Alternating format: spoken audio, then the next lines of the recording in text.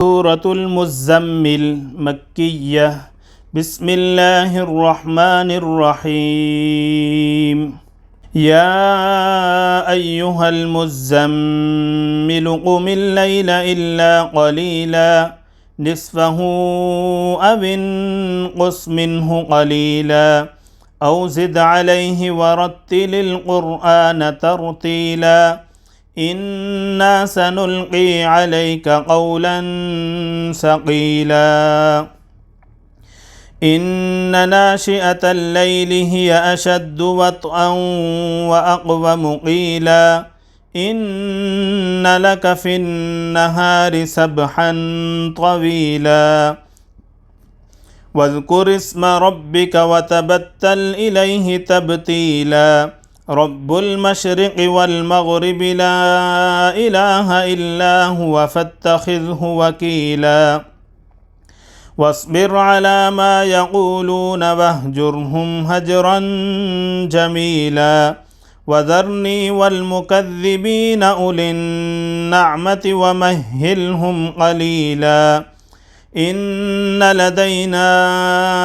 أنكالا وجحيما وطعاما ذا غصة وعذابا أليما يوم ترجف الأرض والجبال وكانت الجبال كثيبا مهيلا إنا أرسلنا إليكم رسولا شاهدا عليكم كما أرسلنا إلى فرعون رسولا فعصى فرعون الرسول فأخذناه أخذا وبيلا فكيف تتقون إن كفرتم يوما يجعل الولدان شيبا السماء منفطر به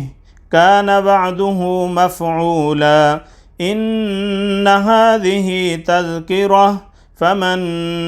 شاء اتخذ إلى ربه سبيلا إن ربك يعلم أنك تقوم أدنى من ثلثي الليل ونصفه وثلثه وطائفة من الذين معك والله يقدر الليل والنهار علم